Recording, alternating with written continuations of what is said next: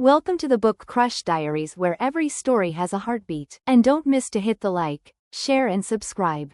Let's start our today's story, Healer's Mark. Chapter 1. She wore her gloves like armor. Lysara Vale never touched anyone. She moved through the marble halls of the University of Theos with the silence of a ghost, black gloves hugging her hands like secrets. Her boots didn't echo, though the halls were made to sing with sound. She kept to shadows, avoided the candlelight, and made herself so forgettable the world had no choice but to leave her alone. And it worked. Mostly. The other students called her the untouchable. The professors looked through her as if she were a smudge on their vision. No one asked questions. Not after the boy in first year tried to pull her glove off as a joke. He didn't sleep again for weeks. Lysara hadn't meant to show him his own death, but curses didn't listen to intention. Her touch didn't heal, it revealed the pain, the rot, the buried truth of a soul. She had once been a real healer. Now, she was something else. Vale. A sharp voice cut through the quiet. Professor Edrin's heels clicked with irritation as she approached, robes flaring behind her like a judge's cloak. We have a new patient. Not a student. Royal escort. Special circumstances. He's been assigned to you. Lysara's heart stilled. Why me? You're the only one who doesn't flinch at pain. That wasn't true. She flinched constantly, just never outwardly. He's in the South Infirmary. And, Vale? Professor Edrin narrowed her eyes. Don't kill this one. She didn't wait for a reply. The infirmary smelled like sage and blood. Not the fresh kind, the old kind, the kind that clung to men who bled for months and forgot how to stop. Lysara stepped through the curtain, and froze. The man in the bed wasn't just wounded. He looked like war itself. Scars ribboned his arms like history carved in flesh. His eyes were closed, but the tension in his jaw told her he wasn't unconscious, just tired of pretending to be awake. Bandages swathed his side, dark and damp with fresh crimson. And even in sleep, he radiated danger. Don't touch him, came a voice behind her. A guard stood at the curtain, shifting nervously. He's unstable. Lysara turned her head slowly. Then why did you bring him to me? The guard swallowed. No one else can help him. The court healers tried. He got worse. He asked for a different kind of healer. One who doesn't use light. Lysara's breath caught. He asked for her. She waited until the guard left. Then she stepped closer to the man in the bed. His chest rose and fell, slow, heavy. Her gaze drifted to the wound. It pulsed with something dark, not infection, but magic. Old magic. A curse laid on top of flesh. His eyes opened. And she stilled. Green, not bright, not soft, but feral. They locked onto hers like he'd been awake this whole time, waiting. You're the cursed one, he said. Her mouth was dry. Who told you that? No one had to. I can smell it. His lips curled into a half smile. You reek of rot and holiness. It's intoxicating. She hated how calm he was. How beautiful, even half dead.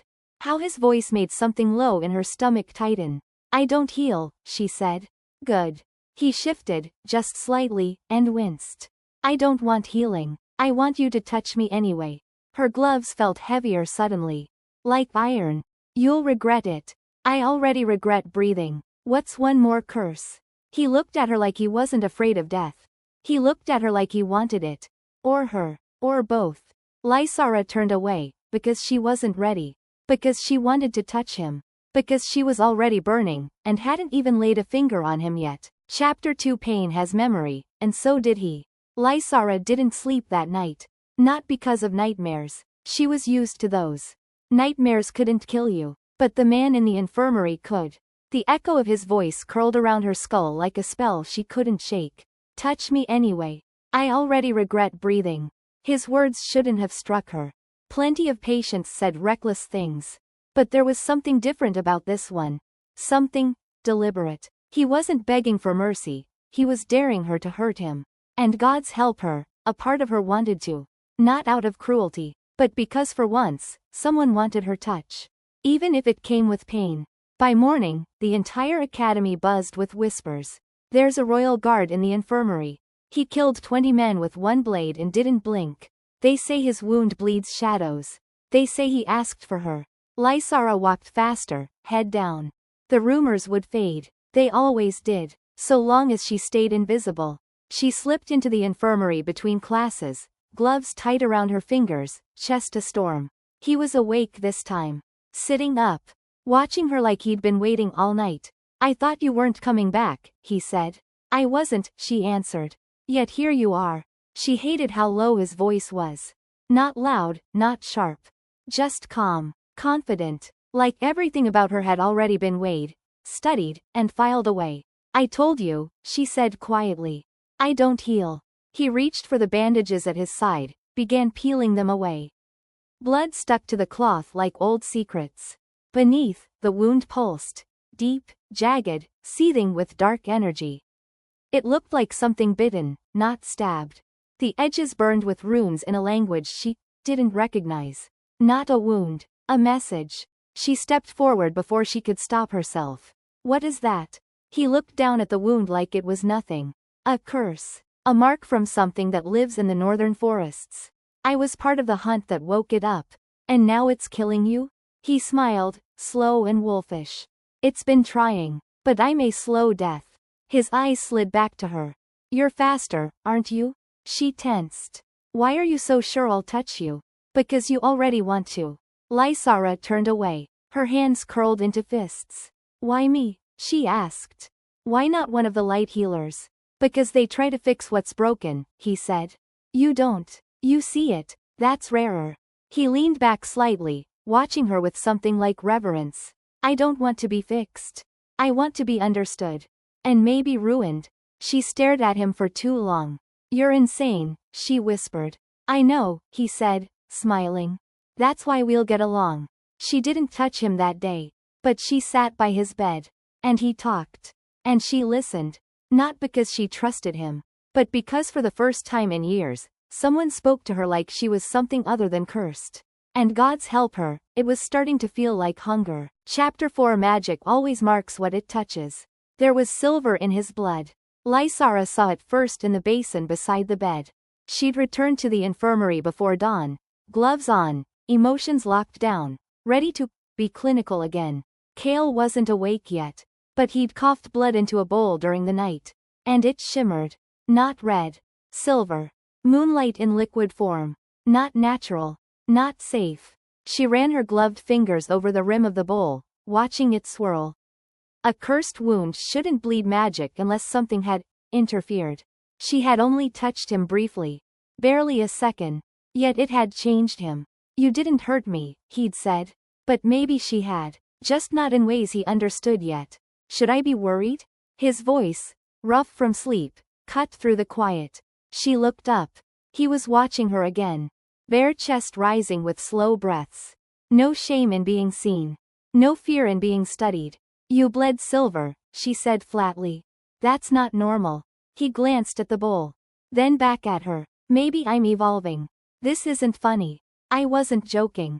She exhaled sharply. You could be poisoned, or your soul could be rejecting the contact. He smiled lazily. Or maybe it's accepting it. She stepped closer. You don't understand what my touch does, she said. It rewrites people. It burns through the parts they hide. It makes them feel everything they've buried. If you keep asking for it, eventually, there won't be anything left of you. His eyes darkened, not with fear, with something far more dangerous, longing. Then maybe you'll finally see who I really am. They were too close. Again. No gloves this time. She'd taken them off to clean the blood. He didn't reach for her, but he didn't back away either. It would be so easy. One brush of skin. One stolen touch. 1 second of forgetting what she was. 1 second of pretending she was wanted, not cursed. She turned. Too late. The door slammed open. A voice barked. Lysara. Professor Edrin. Lysara stepped away like she'd been caught sinning in a cathedral. Edrin's eyes flicked between them. To the bowl of silver blood. To Lysara's ungloved hands. To Kael's unreadable smile. The air between them still crackled with leftover magic. I need to speak with you, Edrin said, voice hard. Privately. She followed the professor to her office. Cold. Stone walls, darker than usual. Books stacked like weapons. You touched him, Edrin said, closing the door. It wasn't a question. Lysara didn't answer. He bled magic, Edrin continued. That wound was cursed, yes, but it was stable. Now it's shifting, reacting, like something awoke inside him. Still, Lysara said nothing. Edrin leaned forward. I let you stay because you were careful. Invisible. I didn't bring a cursed healer into my academy to experiment on royal guards. I didn't, Lysara said quietly. He's not just a soldier. He's the High Commander's only heir. That landed like a blade. Lysara blinked. He said nothing.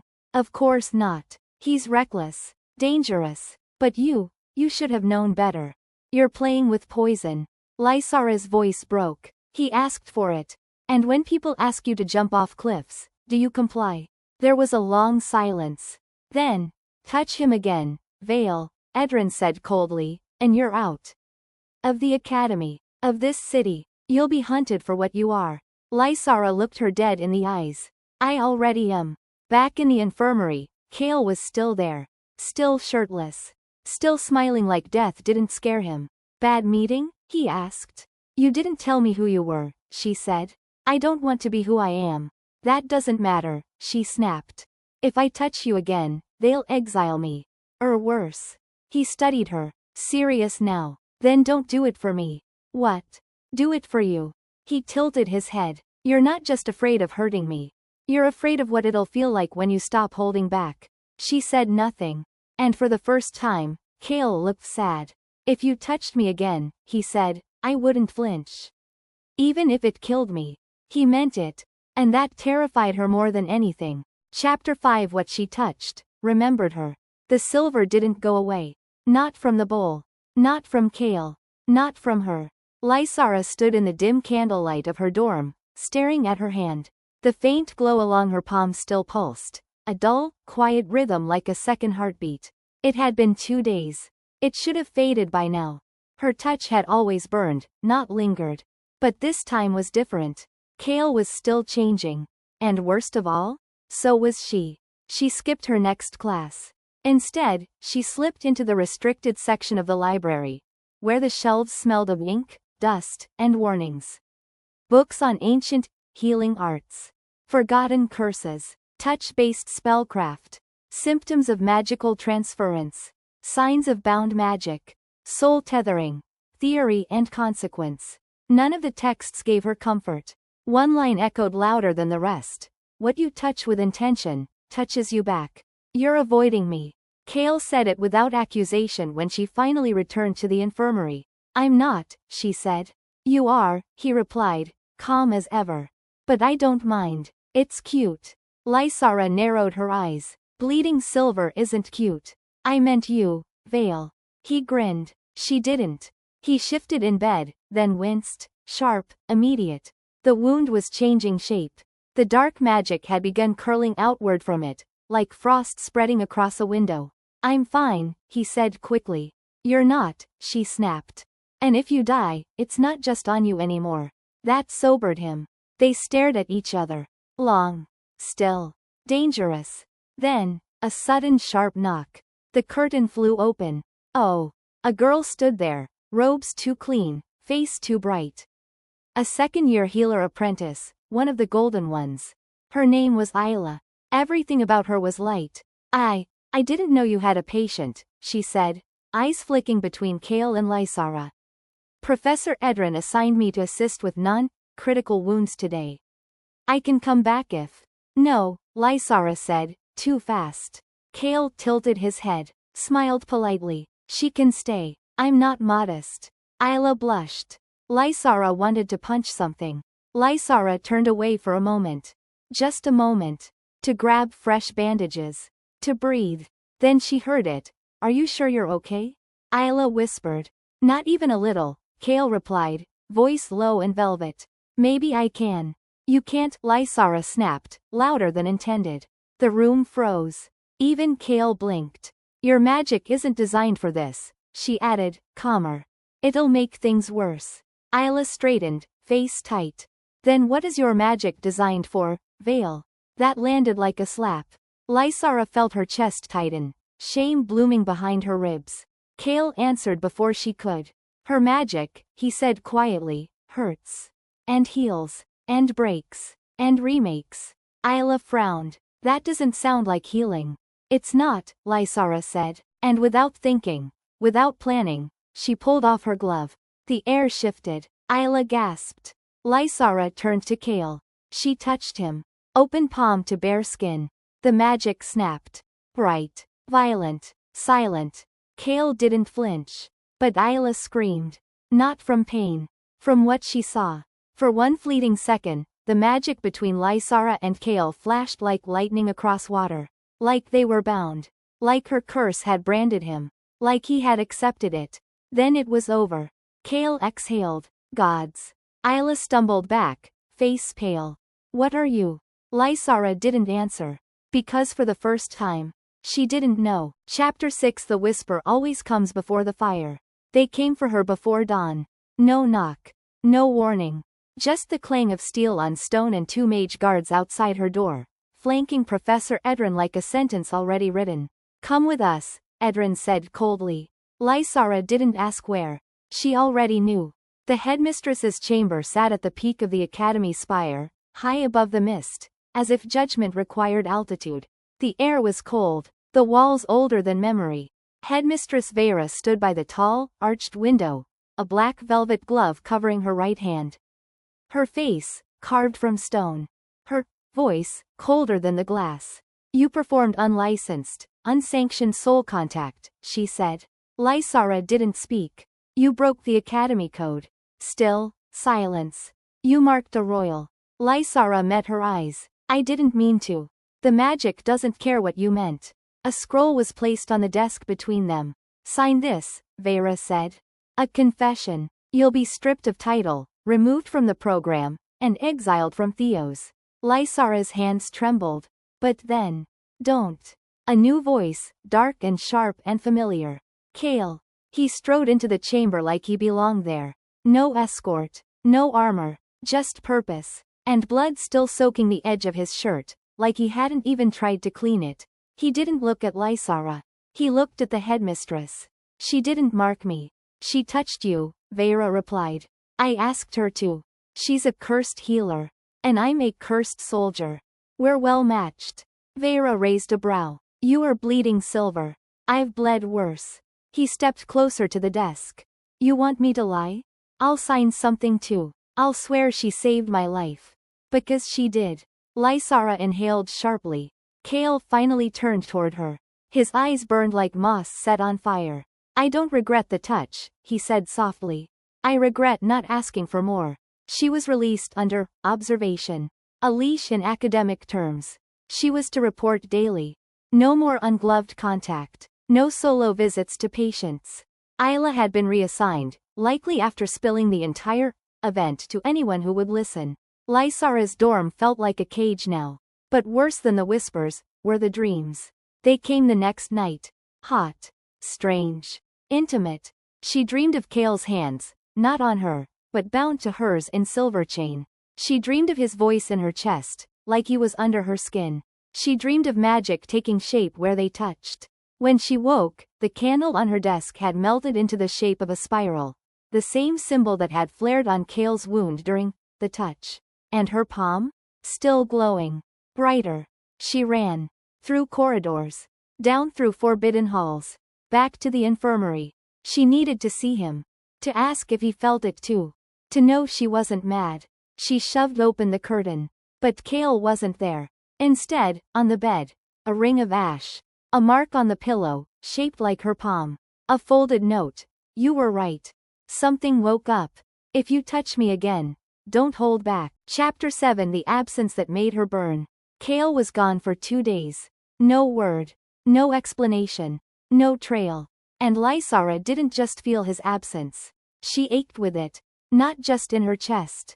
In her hands. In her veins. The silver glow beneath her skin had spread to her fingertips. Subtle, like moonlight on frost. But there. She wore gloves again.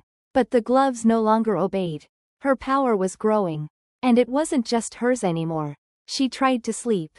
She failed. On the 3rd night, the dreams returned. But this time, they didn't wait for her to fall fully asleep. They pulled her in half conscious, half aware. like being dragged underwater in velvet chains. The dream was cold. The air smelled like pine and blood. Moonlight leaked through black branches. A forest. Old, enchanted. The kind that grew only where pain had lived for centuries. She saw him there. Kael. Kneeling by a pool of silver water. Shirtless. Covered in ash and runes. Not etched. Burned. And when he turned, his eyes were glowing. "You're dreaming," he said softly. "But you're in it," she whispered. "You called me." Lysara stepped closer. "This isn't my magic." "No," Kael murmured. "It's ours now." He looked at her like she was something mythic. Like she frightened him in the most beautiful way. Her breath caught. "You left. I had to. The magic was changing me. I needed to know if it was real. And is it?" Kael reached for her then. But didn't touch her. Just held his hand out, fingers open. A gesture of invitation, not force. Lysara hesitated. Her own hand trembled as she raised it. She barely grazed his fingertips. But it burned like wildfire. Magic surged between them, pure, silver blue. It didn't hurt. It didn't comfort. It claimed. Kael gasped. And Lysara? She felt him. His pain. His guilt.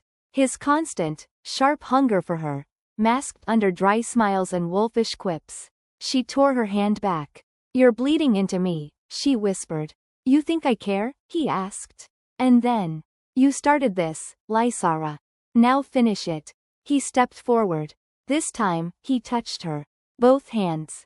On her waist. And the dream shattered. She woke up gasping. The sheets beneath her were damp. Not with sweat. With silver-streaked magic that pulsed through the air like heat after lightning. She wasn't just marked anymore. She was linked. That morning, the mark on her palm had spread to her forearm. Fine veins of light, curling like ink across her skin. A professor saw it in the corridor and stopped breathing for a moment. Then turned away. Pretended not to see.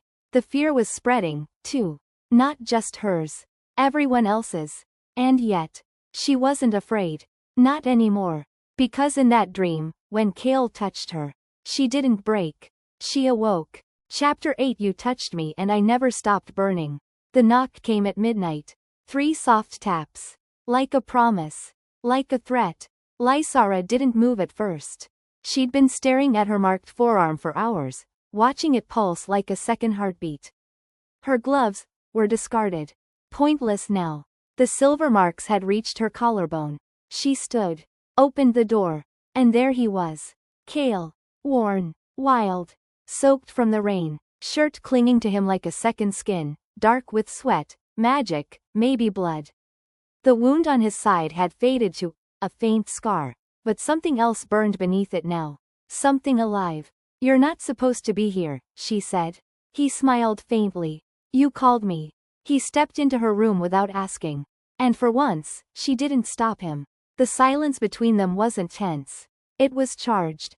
His eyes flicked over her, lingering at the base of her throat, where silver had begun to bloom beneath the skin. "You're marked too," she said. He nodded, unbuttoned his shirt slowly, not to seduce, but to show. And there, across his chest, from the wound outward, the same silver veins. Matching hers. A mirror. A bond. A choice. "I should have run," he said quietly. "You did. Not far enough." Lysara stepped closer. "What did you find out there?" He didn't answer. Instead, he raised his hand. Paused an inch from her cheek. Waited. Invitation. Again. Lysara nodded. And when he touched her, the bond snapped into place like a closing gate. Magic flooded the room. Not harsh. Not cold. But intimate. Heat swirled under her skin. A memory not hers bloomed behind her eyes. Kael, alone in the forest, pressing a blood-soaked hand to a tree marked in old language. "Let her in. Bind me if she will have me." He had made an offering. To something ancient. For her. Lysara gasped. Her knees buckled. He caught her. Lifted her effortlessly, like her weight meant nothing. Carried her to the edge of her bed and sat with her on his lap. Arms wrapped around her thighs. His face buried in her neck like prayer. "I felt you in my blood," he murmured. "I still do." She didn't speak. Didn't need to. Her hands slid under his shirt. Pressed to bare skin. Flesh to flesh. No gloves. No barriers. They didn't kiss. Not yet. But they breathed each other in. Forehead to forehead. Her fingers on the mark over his heart. His hand on her waist, trembling like he might break her or beg her. You ruin me, he said. You asked me to, she whispered. I know. And then, she pressed her mouth to the scar on his chest. Not a kiss. A claim. His magic surged. And for the first time, he moaned. Not from pain. From release. They didn't go further. Not that night. But something unholy and beautiful had been sealed. Not sex. Not love. Not yet. But surrender. And once magic tastes that, it never lets go. Chapter 9. The magic wasn't quiet anymore. They woke to bells. Not soft chimes. Not morning prayer. But alarm. Ancient ones. The kind only rung when someone crossed a boundary too old for maps. Lysara sat up straight in Kael's arms, heart pounding. She knew, without being told. This was about them. By the time they reached the courtyard, half the academy was gathered.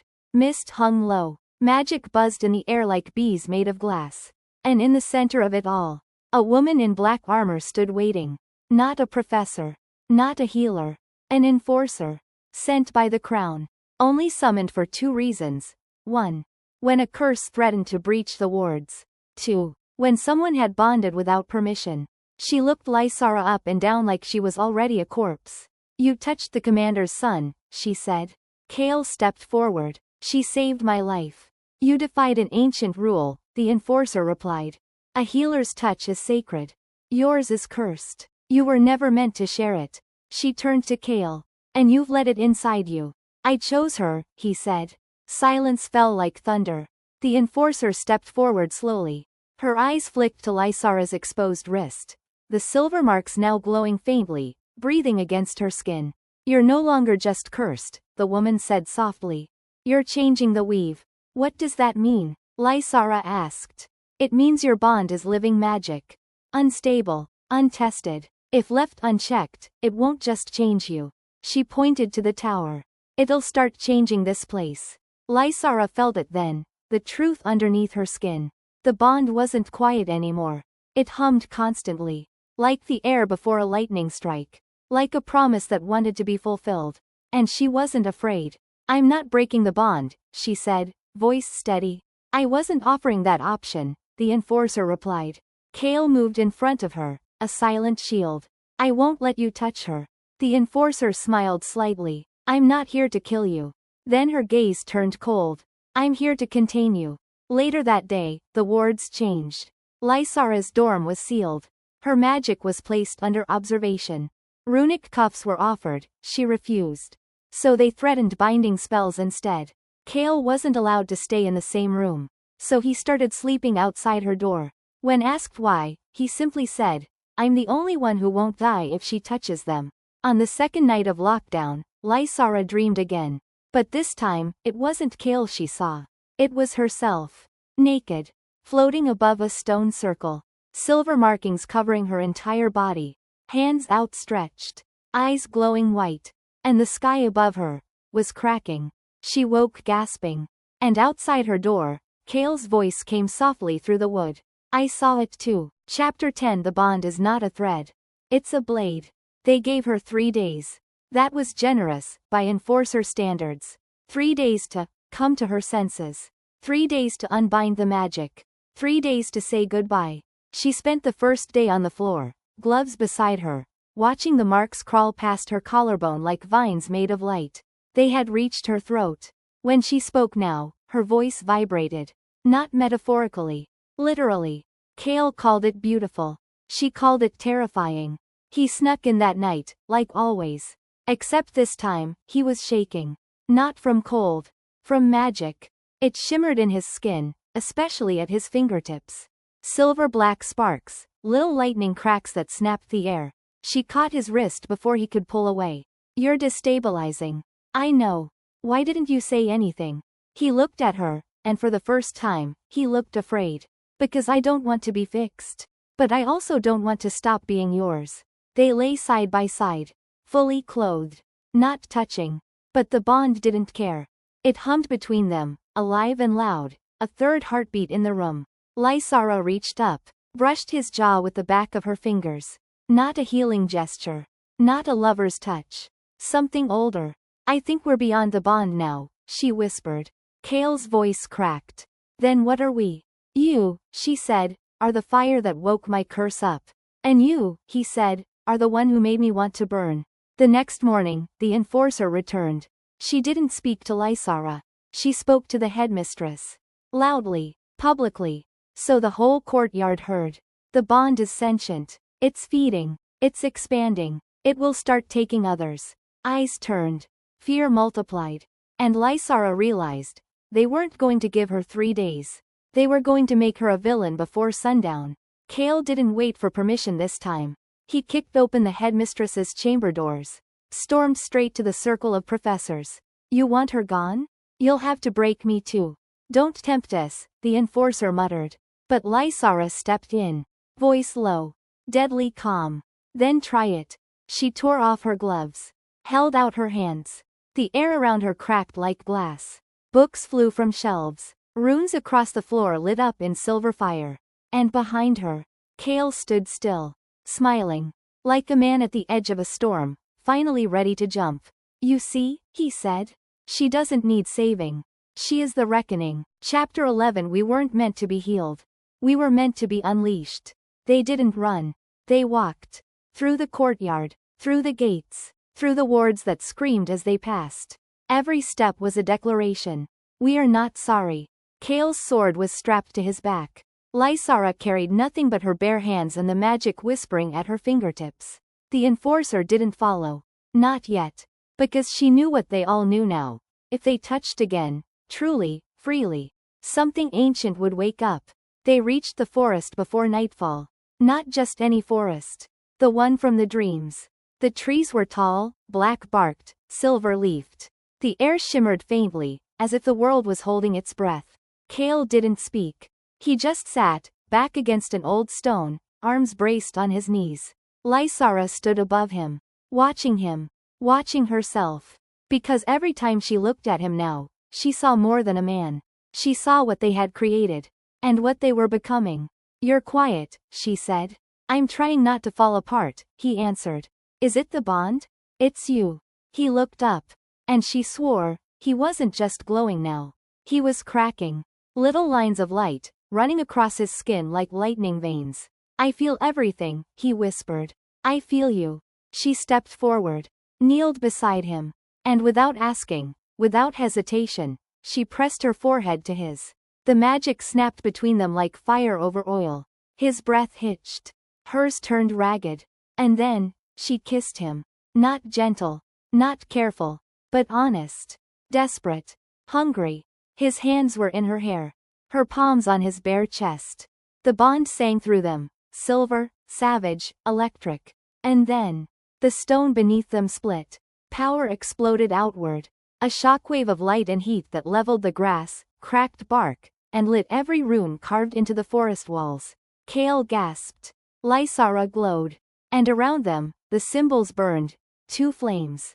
1 mark. A bond not forged, but remembered. They broke apart, both shaking. Kael's voice was hoarse.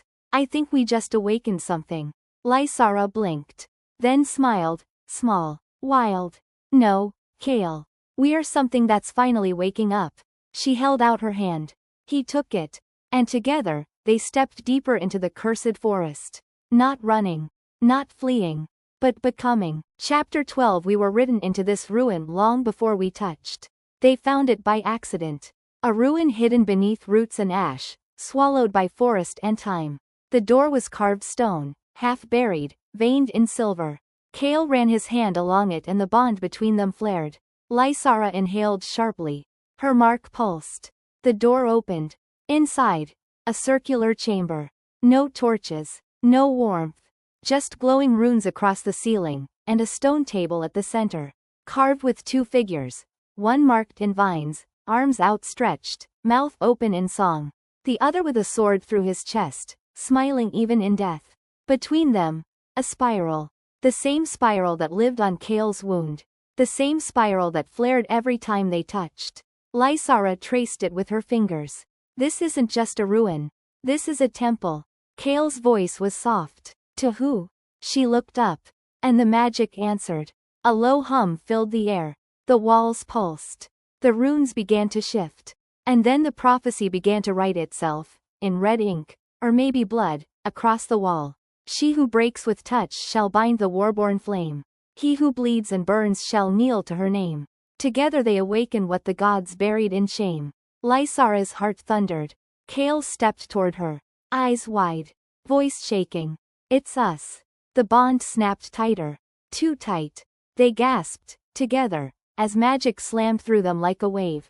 Kael dropped to one knee, clutching his chest. His mark glowed white-hot. It's too much, he said. I can't. Lysara crossed the chamber, dropped to her knees in front of him, framed his face with both hands. Then let me take it. He shook his head. It'll hurt you. She leaned in, touched her forehead to his, whispered, I want all of it. And when she kissed him, the bond detonated. The temple flared with silver fire. The floor cracked. The spiral carved between them lit up, floating in the air like a sigil of their magic. Clothes melted away between breaths, not from desire, from need. Their bodies aligned like ritual, like memory, like fate had been waiting for them to stop resisting. Every touch was spellwork. Every moan, a vow. Every pulse of magic, a thread stitched tighter between soul and skin. Kael cried out, not from pain, but release. Lysara arched beneath him, consumed. And the mark?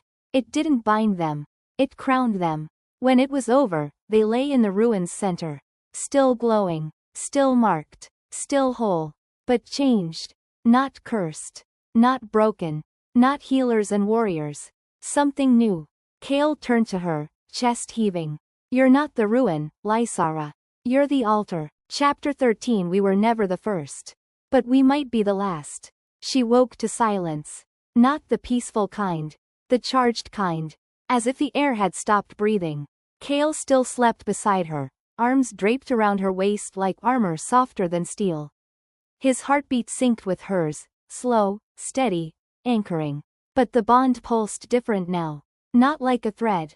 Like a voice. Inside her mind. She remembers. The ruin had changed overnight. Where blood once marked prophecy, there was now an opening behind the altar, a hidden chamber. They stepped inside together. Dark. Dust choked. But in the center, a pedestal of obsidian, untouched by time. On it, a single object. A circlet. Silver. Spiraled. Faintly warm. Lysara reached for it, and the moment her fingers brushed metal, a vision struck. Flashback. Another pair. Centuries ago. The woman, cloaked in healer's robes. Barefoot. Powerful. Marked. The man, sword bloodied, laughing, dying, choosing her anyway. If I fall, fall with me. Always. They kissed as the sky split open. Their spiral bond cracked a kingdom. They were hunted, feared, worshipped. Until they chose to be buried together, beneath the ruin. They called it devotion. The world called it disaster. Lysara stumbled back from the vision, gasping. Kael caught her. I saw them, she whispered. They were us. He nodded slowly. And we're not the end of the story. We're the return of it. Far away, across the kingdom. In a glass fortress rimmed in gold, a man sat in silence, reading a scroll marked in spiral sigils. Kael's father. The war general. The one who banished him. It's happened again, he said. His advisors shifted nervously. Should we send emissaries? He stood. Eyes hard. Send hunters. Back in the forest. The wind changed. The trees leaned. And somewhere deep underground, something awoke. Not alive, but not dead either. A creature stitched from memory and magic. It had one purpose. Find the spiral bound. And end them before they awaken the rest. Kael didn't sleep that night. Lysara didn't need to. Their bodies hummed too loudly. Their bond whispered too clearly. Their magic trembled on the edge of something larger. They buried the others, Kael said. Why didn't it work? Lysara turned to him, silver eyes glowing faintly. Because they weren't us. Chapter 14. We called it a bond. The world called it a war signal. The birds stopped singing. That was the first sign. No crows. No wind. Just silence, sharp as a knife. Kael stood at the tree line, eyes narrowed, hand on his blade. Someone's here. Lysara felt it too. A buzz under her skin, a tingle in her spine. The mark on her neck flared. The bond was trying to warn her. Or maybe, trying to protect her. They moved fast. Not like bandits. Not like guards. Like assassins. One moment. Forest. Next moment. A blur of steel, smoke, and spellfire. Kael blocked the first blade before it touched her. His own sword burst into silver flames the second he gripped it. The bond had changed him. Made him faster. Stronger. But the assassin was prepared. Spiral bearers must die before the third rise, he said. Then lunged. Lysara didn't hesitate. She raised her bare hand. Whispered no spell. Just felt. And the trees responded. Roots snapped through soil. Wrapped the assassin's legs. Dragged him screaming to the ground. Kael disarmed him. Lysara knelt beside him. Who sent you? He laughed. And bled silver. You did. The moment you touched. Later, by the fire, Kael trembled. Not from fear. From the pull of her. The battle had made the bond flare. Their magic was in sync. Their pulses overlapped. Lysara didn't speak. She just walked to him. Sat in his lap. Wrapped her arms around his shoulders. And kissed him, slow, reverent, with the heat of near death still in her lungs. He exhaled a low, guttural sound. If we stay, more will come. I know. They'll try to rip you from me. They'll fail. The forest shifted around them. Literally. Trees leaning inward. Runes growing on bark. The spiral pattern forming in the moss beneath their feet. The land wasn't resisting them anymore. It was bending toward them. Kael, she whispered, voice tight. If we don't run. He looked up, eyes burning. Then we rise. Chapter 15. You keep trying to save me from yourself. I'd rather bleed with you. The ritual site was older than language. Carved into the cliffside. High above the sea. Lined with symbols only spiral bearers could read. Lysara ran her fingers over them. Kael stood behind her, tense. Quiet. The assassin hadn't been the last. There would be more. Unless, they sealed the bond. Not just with magic. Not with a kiss. But with blood. A spiral binding. Permanent. Irreversible. Kael didn't speak as she drew the blade across her palm. Just watched the blood bloom red across her skin. Then glow silver as the bond flared in response. She turned to him. Hand outstretched. Together. He didn't move. Didn't take her hand. Lysara, if we do this. We become unstoppable. No. His voice cracked. We become a target neither of us can ever escape. She stepped closer. You'd rather run again? I'd rather lose myself than lose you. And you think I wouldn't do the same? I think, he swallowed hard, you don't understand what this will cost. Then tell me. He hesitated. If we bind like this, the gods will wake. And they won't care that we love each other. They'll only see what we are. A weapon they buried and failed to forget. The silence after that felt like a crack in the earth. Then, Lysara dropped the blade. Her cut hand fell to her side. She walked right up to Kael. Put both bloodied palms on his bare chest, over his heart. I'm not afraid of becoming a weapon, she said. I'm afraid of becoming one without you. He broke. Mouth on hers. Hands tangled in her hair. The kiss wasn't slow this time. It was desperate. Raw. Starving. Their wounds touched. Blood met blood. The bond screamed, and then settled. Not a detonation. A homecoming. Magic poured through them like a second heartbeat. Their chests glowed. The spiral mark sealed. Twin sigils now, pulsing in sync across their ribs. Not pain. Not pleasure. Something beyond both. When it ended, Kael dropped to his knees. Head against her stomach. Shaking. You never needed to save me, she whispered, running fingers through his hair. You just needed to stand still long enough to be mine. Far below, in the sea, something ancient stirred. Woke. And looked toward the cliff. Toward them. Toward the spiral, lit in flame. It has begun. Chapter 16. Not all warnings are meant to save you. Kael screamed in his sleep. Not from pain. From memory. But it wasn't his. In the dream. He stood at the cliff's edge, alone. Lysara's body lay below, blood spreading like ink across white stone. His own hands, glowing, cursed, refused to touch her. A voice behind him whispered. This is how it ends. The mark gives. Then it takes. He turned. No one there. Only the spiral carved into the sky, bleeding fire. He woke gasping. The sword at his side was humming. Not buzzing. Humming. Like it was breathing. He grabbed it. Tried to ignore the burn crawling up the hilt into his palm. Then it whispered. Your bond is not a blessing. It is an echo. And all echoes fade. Lysara found him by the river. Barefoot. Shirtless. Eyes wild. The mark across his ribs flickered. Dimmer. Kael.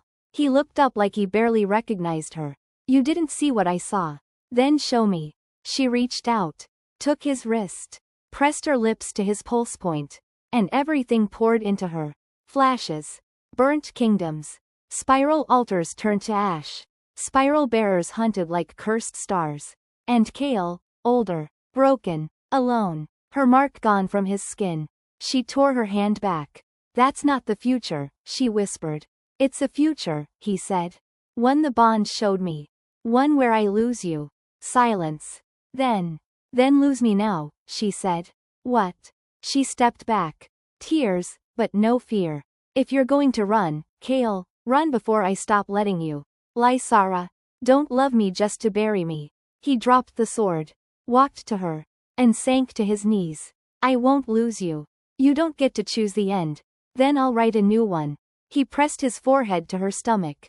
The sword behind him screeched. Spiral fire burned blue along its edge. What is that? Lysara asked. Kael stood. Eyes glowing faint silver. I think it's singing. That night, someone found their camp. Not an assassin.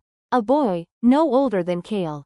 Tattooed in spirals. Cloaked in gold. He didn't bow. He didn't attack. He just said, you bear the bond. Kael stepped forward. And you? The boy smiled. I survived it. Chapter 17. You called it a curse. The world called it a warning. I call it power. The boy's name was Jan. He carried no weapons. But every movement made Kael's sword hiss. Lysara watched him with narrowed eyes. How did you find us? He didn't blink. I didn't. The bond did. They sat by the dead fire. The trees leaned inward, listening. Jan traced the spiral on his forearm, the ink old and faded. I'm the great-great-grandson of Erevan and Saul, he said. Lysara's chest tightened. The first spiral bonded. He nodded. Their story ended in ruin. But before they died, they passed the choir. Kael frowned. The what? Jan smiled. The voices of every bonded soul who came before. The spiral choir. Kael's sword vibrated. A crack opened down the hilt. A voice emerged, not his. Not Ian's. Let her in. Let her see what's buried. Kael recoiled. It's talking.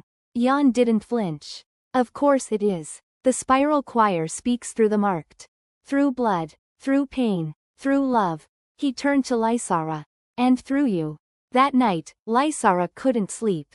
The mark across her ribs shimmered with heat. The trees hummed. And when she blinked, she was no longer in the forest. She stood in a vast white space, water at her feet, stars above her head, and a circle of figures around her, cloaked in silver, eyes hollow. They spoke in unison. Lysara, spiral touched, flamekeeper, death singer. You've reached the second seal. If you wish to unlock the third, one of you must die. She gasped awake. Kael was already kneeling beside her, sword in hand. What did they say?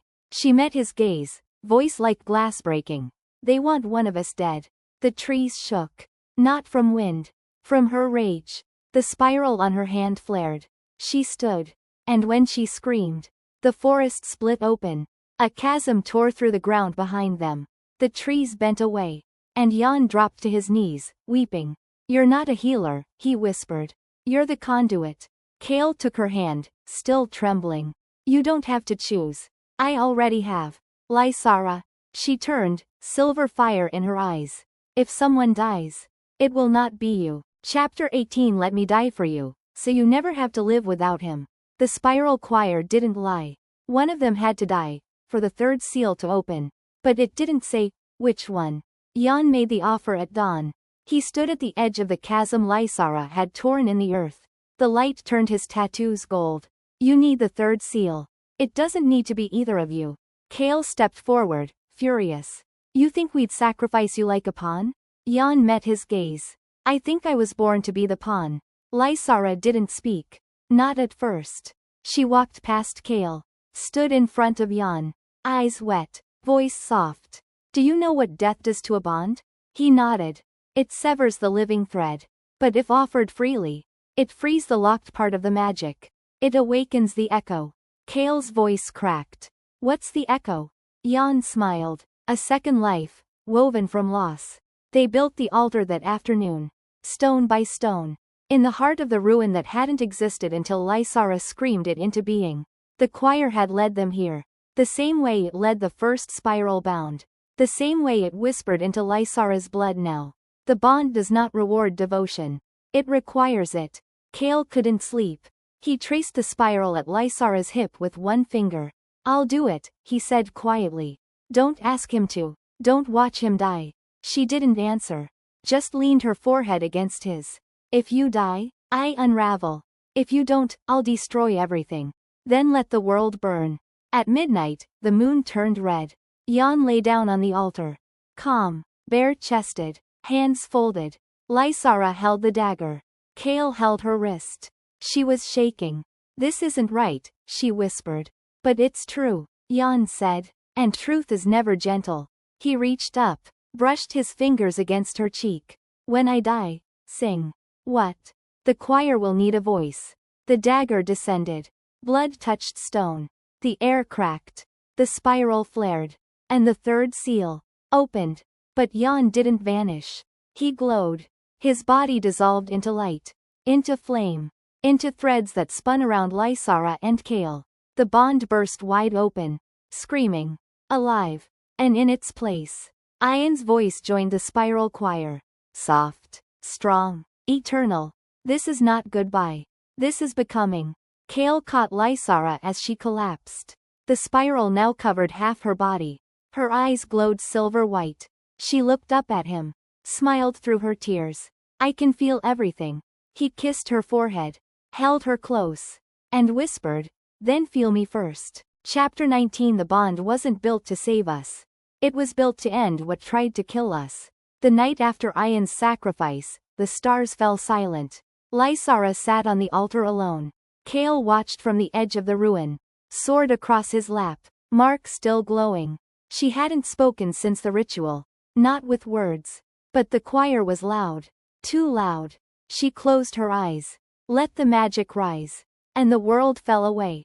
She stood in a place of ash and memory. The spiral choir surrounded her, glowing figures, half real, humming with old grief. One stepped forward. A woman. Spiral marked. Hair like frost. Voice like thunder wrapped in velvet. You bear the third seal. Lysara nodded. Are you Aravan? The woman smiled. But it didn't reach her eyes. No. I'm the one who survived her. Back in the real world. Kael felt it before he saw it. The sword in his hands lifted. On its own. It turned toward the road below. A carriage approached. Black and gold. Warded. Armed. His breath caught. He's here. General Ryan dismounted alone.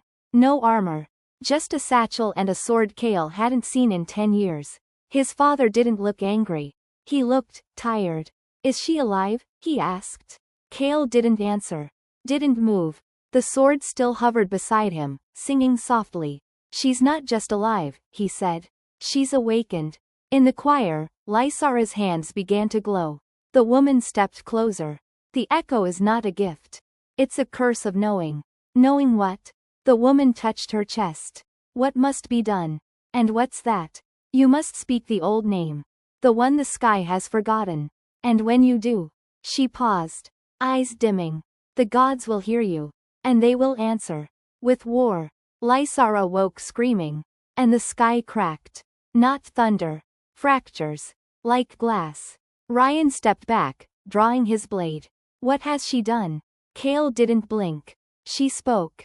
Lysara rose from the altar. Barefoot. Glowing. Half wrapped in the shimmer of the choir. The spiral now reached her throat, coiling like armor. Kael went to her side. What did you see? Someone who survived the bond. How? She turned to him slowly. Eyes silver and ancient. She didn't. She just never stopped living. The sky groaned. And from the fracture overhead, a single word fell, burned into the air. Remember. Chapter 20. If love made me this powerful, imagine what I'll become when they try to take it away. The words still hung in the sky. Remember. Etched in lightning.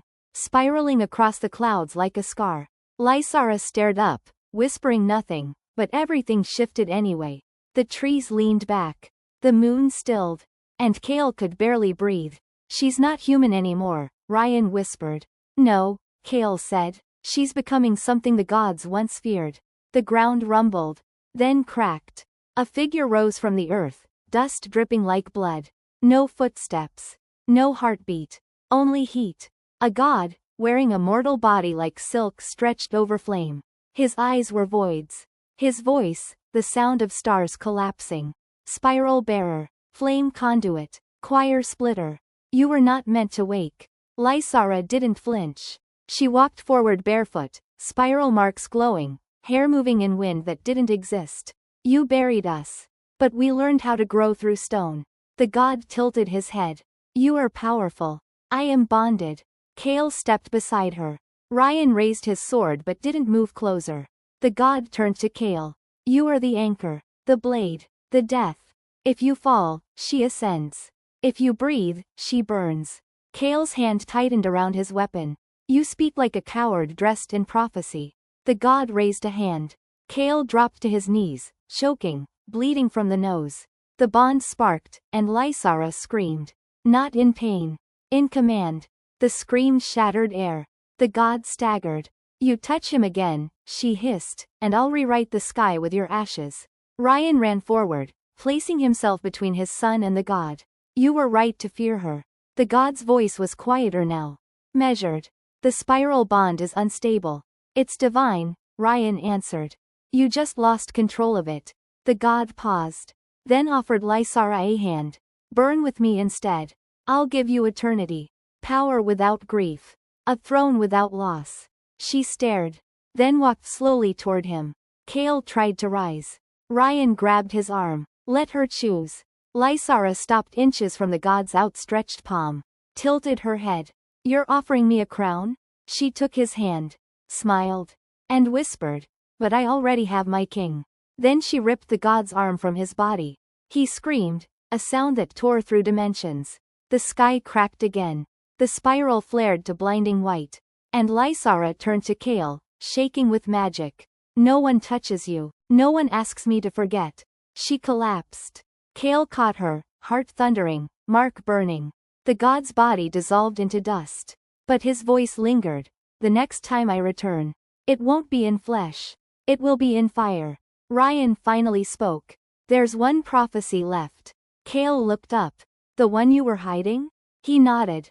It says if the spiral bond endures the gods, it becomes a new one. A god? No, Ryan said. A choice. Chapter 21. She didn't just survive the bond. She bent the divine to kneel. The dust hadn't settled. The stars still flickered like torn paper. Lysara slept for 2 days. Or something like sleep. Kael never left her side. Her spiral marks had changed. They moved. They breathed. And on her collarbone, a new sigil appeared. Not from the choir. Not from the gods. Something entirely hers. Kael kept waking from dreams. In each one, Lysara was walking away. Eyes empty. Smile gone. And a voice behind him whispering. She erased you. To save you. When she finally stirred, her first word was, I remember. Remember what? Kael whispered, brushing hair from her face. Not just this life. She sat up slowly. Face pale but eyes burning. I remember being Aravan. I remember every spiral bearer that ever died in love. And? She smiled. None of them had you. Ryan approached them by the ruins. Not as a general. But as a father. And a man with his own mark, hidden until now. He rolled up his sleeve. The spiral scar was broken. Cut. Burned through. Kael stared. You had a bond. I severed it, Ryan said quietly. To win a war. To become something useful to gods. What did it cost? Everything worth remembering. They traveled for days. To the Grove of Echoes, where spiral magic was first born. Where the first god touched the first healer and fell in love. The air hummed with memory. Every leaf shimmered silver. And the trees whispered in the voice of the choir. Lysara stood beneath the central tree. She didn't speak. She just lifted her hand. And the new sigil on her collarbone glowed. The tree bowed. Not from wind. From reverence. Kael stepped forward. What did you just do? Lysara turned, expression unreadable. I didn't call them. Then what? She looked up at the tree, the stars, the spiral across the sky. I crowned them. What does that mean? She placed her hand over his heart. The spiral mark flared beneath his skin. It means the bond is no longer a chain. It's a throne. Ryan dropped to one knee. Kael's eyes widened. Father? Ryan spoke softly. The gods will return. And they will not recognize what you've become. Good, Lysara said. They shouldn't. As they left the grove, the choir whispered again. But this time not in warning. In welcome. Chapter 22. You think this is about power. It's always been about love that refuses to die quietly. The spiral throne changed everything. The day they left the grove, spring vanished. Trees bloomed and withered in the same breath. Babies were born with spiral freckles on their skin. And 3 moons appeared where one used to be. Lysara's dreams bled into the waking world. She could whisper a name and summon a memory not hers. She could touch Kael's hand and feel his childhood bloom across her palm. And others were beginning to dream of her. Of the girl with spiral eyes. The one who kissed the old gods into silence. In the night, a stranger came. He walked barefoot through fire. Carried no blade. Wore no sigil. But the spiral recoiled from him. He bowed at Lysara's feet. I am Maver, he said, last of the god-bearers. And I have come to watch you rise. Or stop you if you fall. Kael stepped forward, instantly. Blade drawn. The spiral in his chest flared hot. You don't get to watch. Maver didn't move. Just looked Kael in the eye. You're the tether. The wound. The risk. She chose me, Kael growled. And if she has to choose again? Later that night, Kael sat by the river. Lysara joined him, barefoot. Silent. He didn't look at her right away. What if it's true? He said finally. What if I'm the weakness? She knelt in front of him. Took his face in both hands. Eyes glowing with fire and grief and want. Then let the gods come. Let them name me dangerous. Let them burn every prophecy. Lysara. Because I'll burn back. And I'll burn for you. The spiral throne responded. Across the land, her new sigil appeared. Not painted. Not carved. Grown. In the petals of blooming night flowers. In frost patterns on glass. In the shape of sleeping children's scars. The bond had become a root system. Living. Expanding. Choosing. Maver watched it happen. Then said, simply, this isn't a throne anymore. It's a rebellion. Chapter 23. You think I want the throne? I only ever wanted his hands without blood on them. They trained at dawn. Maver circled her like a judge before a sentence. You don't know your own strength, he said. Lysara stood in the center of the field, arms loose at her sides, spiral glow pulsing like breath. I know what I'd do for him. Maver nodded. Then let's find out what you'd do to yourself. Each lesson was harder than the last. She had to unmake a flame she didn't ignite. Freeze water mid-fall without touching it. Speak a god's name backward, without losing her own. Kael watched from the edge, fists clenched. Her body shook. Her spiral cracked once. Just once, and time bled. That night, Maver found Kael alone. Hand on the sword. Eyes on the sigil now carved into the bark of every tree. You're strong, Maver said. She's stronger. Yes. And that's why she might need to let you go. Kael's jaw tensed. Maver held out a small vial. If you drink this, the bond will sever. No pain. No memory. She'll ascend clean. Kael didn't take it. If she forgets me, it won't save her. It'll break her. Or free her. She doesn't want freedom. He stared at the sky. She wants to be loved and still win. Meanwhile, Lysara slept. And dreamed. She stood on a throne made of spiral stone. Crowned. Cloaked. Alone.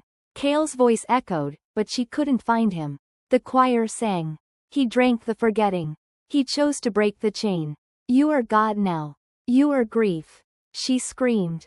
And woke in Kael's arms. He hadn't left. He never would.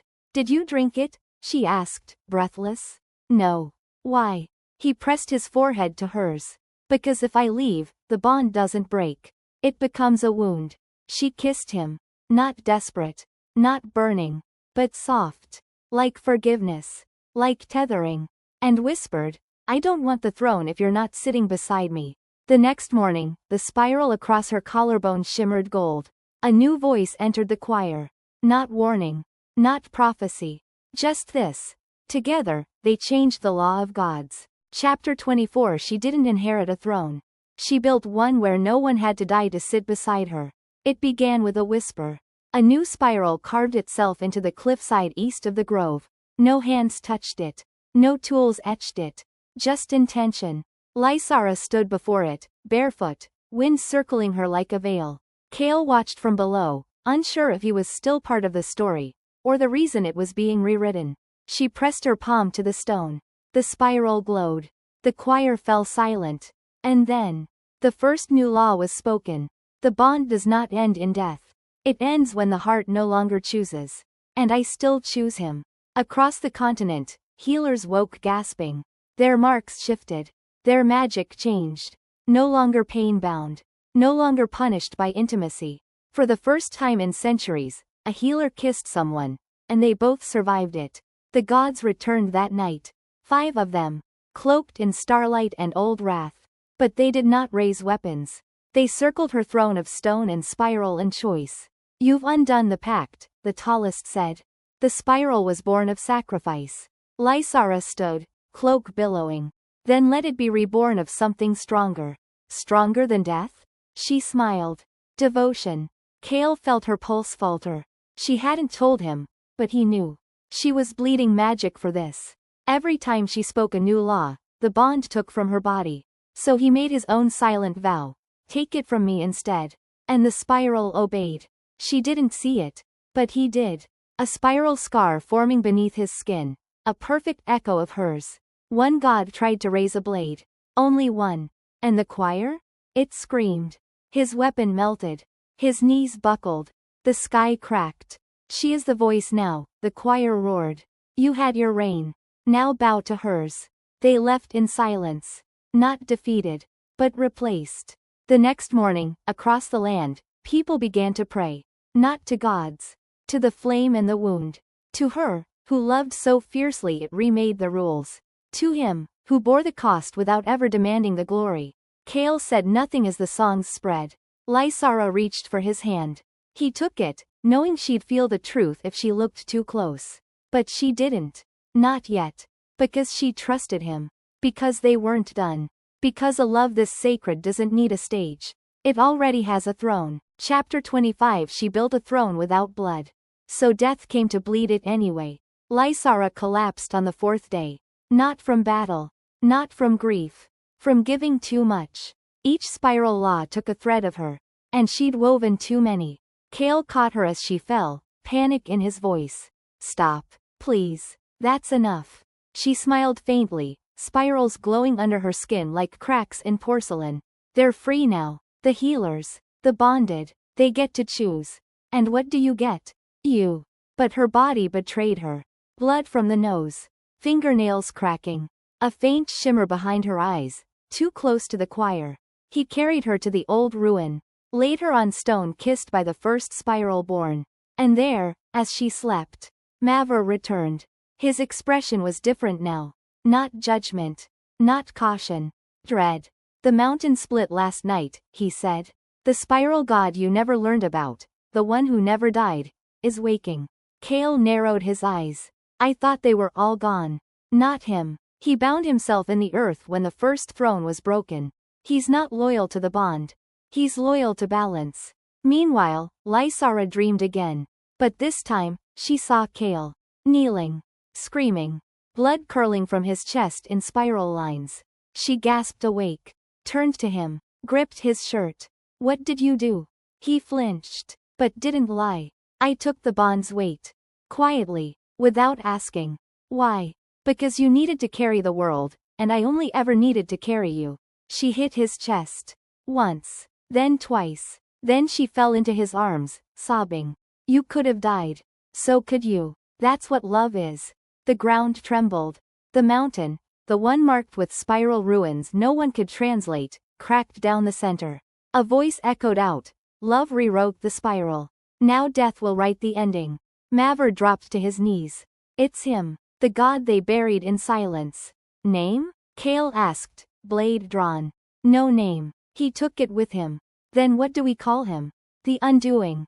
Lysara rose, still weak, still glowing, still unshakable. She met Kael's eyes.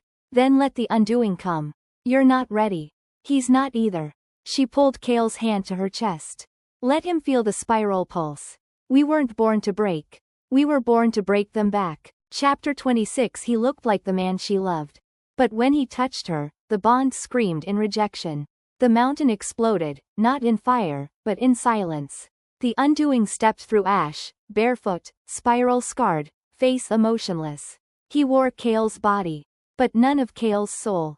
His spiral was black, inverted, and devouring itself with every breath. Maver whispered, stunned, "He's not here to rule. He's here to unwrite." Lysara stood tall, even as her knees shook. Kael stepped between them. But the Undoing just smiled. A twisted mirror of the real one. "You'd die for her," he said.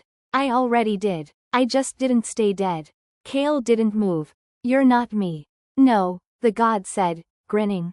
"I'm who you'll become when love fails." Across the land, spiral bonds began to fracture.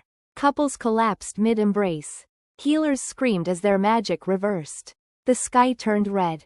The choir fell silent. Lysara clutched her head as 1,000 voices stopped breathing in her mind. The Undoing whispered to her, "Unmake the laws. Erase the love. Or watch the world rot with you in it." She looked at Kael, tears in her eyes. "If I erase the spiral, you'll live. But not with you. But alive." "Lysara." His voice cracked. "Don't save me by losing us." The god raised his hand. Kael fell to one knee. His spiral flared, and began to burn backward. Lysara screamed. The god smiled. "Make your choice, spiral breaker. Him or the bond." She stepped forward, hand trembling, heartbreaking, and whispered, "You forgot something." "What?" She looked at Kael, his face twisted in pain, but eyes locked on hers with nothing but faith. "This bond didn't begin with spiral law. It began with us." She dropped to her knees, drew blood from her own palm, and touched Kael's chest. "If I can give laws, I can take one back." "What are you doing?" the god spat. "Undoing you." Her blood entered the mark. The bond screamed. Kael's pain vanished. Because she took it all. The spiral reversed. The Undoing froze. And the law began to collapse around him. Not Kael. Not Lysara. The god. Because the bond wasn't tethered to law anymore. It was tethered to choice. And Lysara had chosen, again, Kael. "I'll break for him," she whispered. "But I'll never bend to you." The Undoing roared. A final lash of power. But Kael was there now. Standing, strong, sword drawn. And for the first time, the spiral fought back. Together, they struck. One blade. One bond. One truth. Love isn't weakness. It's a weapon we made sacred. The Undoing shattered. Into black spiral dust. Silence followed. Then, from the choir. Singing. Again. And in it, a new voice. "You rewrote death. You earned forever." Lysara collapsed into Kael's arms. His spiral glowed gold now. And hers? Wreathed in flame. Chapter 27. Time paused for them. Not out of mercy, but because the world needed to catch its breath first. The choir sang her back. But not completely. Lysara opened her eyes beneath the grove's great tree, her body glowing soft gold, veins flickering like dying starlight. Kael held her hand. And felt it. She was slipping. "Why didn't you stop?" he whispered. She smiled, tired. "Because if I'd lost you, nothing else would have mattered." His voice cracked. "I can't let you go. Not like this." Maver appeared, quiet, solemn. No sword. Just a stone vial and a scroll.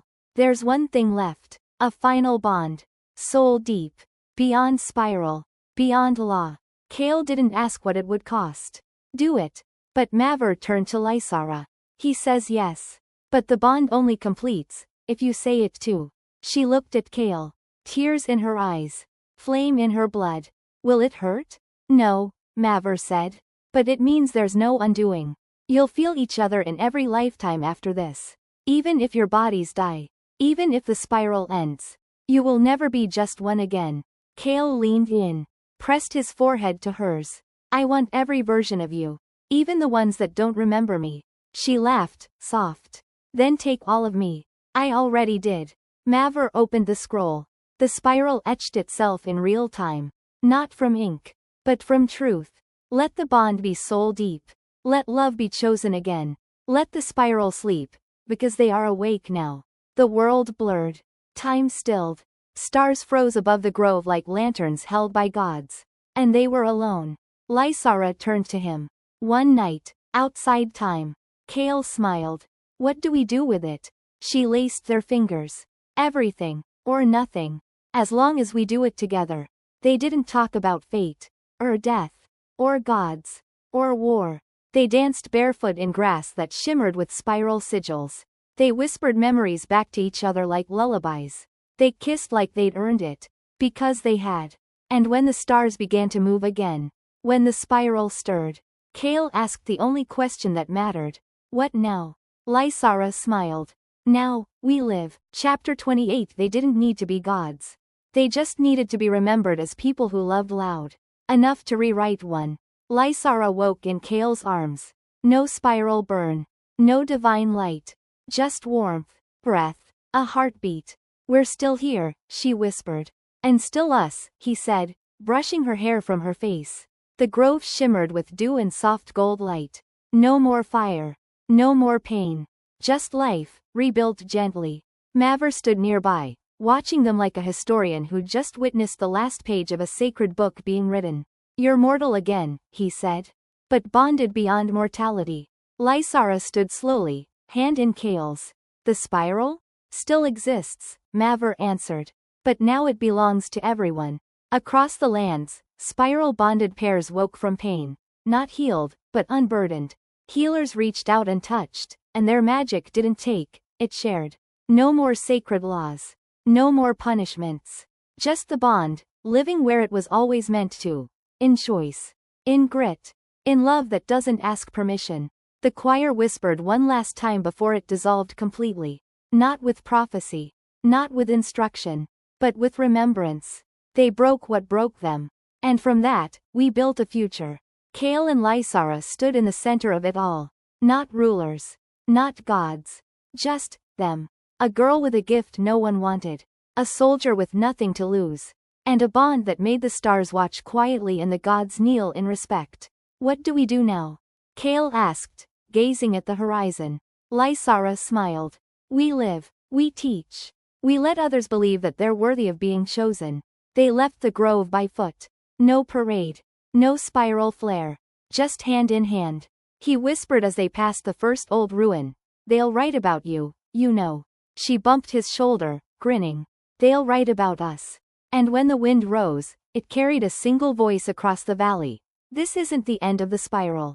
It's the first day we got to hold it without bleeding. Chapter 29. Not all myths end in death. Some just grow old holding hands and teaching magic to children. They lived simply. No thrones. No temples. Just a home that moved, wherever they were needed. Kael carried the packs. Lysara carried the stories. They taught healers how to touch without guilt. They taught warriors how to protect without losing themselves. They taught that spiral bonds weren't meant to be sacred. Just chosen. Every day. They arrived in a dust-washed village by dusk. A boy waited there, 12, scarred, quiet. He had spiral eyes and a curse wrapped around his heart. He bowed low when he saw them. My mother was General Celia, he whispered. She died trying to sever the spiral from the living. But I don't want to be like her. Kael kneeled, held the boy's hands gently. Then you already aren't. Lysara smiled softly. Let us show you what the bond really is. The people remembered them. Not by name. But by symbol. Spiral sigils were etched into doorframes, woven into bracelets, tattooed into collarbones. Not in worship. In gratitude. No one bowed anymore. They just whispered, with reverence. The flame and the wound were here. And they left love behind. On the eve of their anniversary, Kael left a letter by her side of the bedroll. He never meant for her to find it right away. But she always did. Kael's letter. You didn't save the world, Lysara. You gave it permission to choose again. You made death bow. You made God's pause. You made me, a man who thought he had nothing left, feel worthy of being loved without breaking. I still feel your spiral in my sleep. I still reach for you in every dream. You once said we'd never be just one again. I think we've always been two halves of the same vow. Happy anniversary, Flame. Let's grow old being the myth no one saw coming. Yours, always, Kael. Lysara read it by candlelight. Didn't cry. Just touched her collarbone, where the bond still hummed soft and true. You always write the last word, she murmured. Only when it's about you, he replied from behind her. They watched the stars that night. One fell, soft and slow. And neither made a wish. Because what could they want, that they didn't already have? Chapter 30. The gods are gone.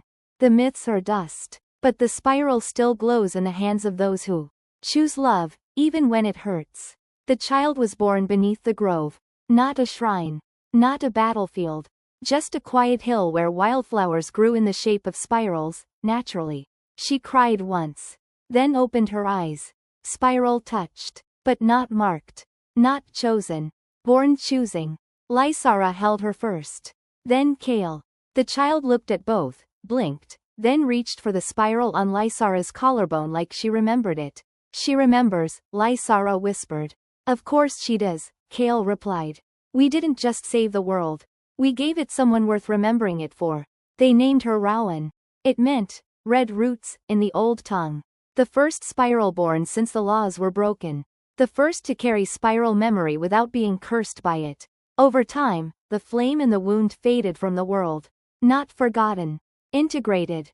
Spiral healers taught by their stories. Lovers made vows using their words. Children learned magic through kindness instead of pain.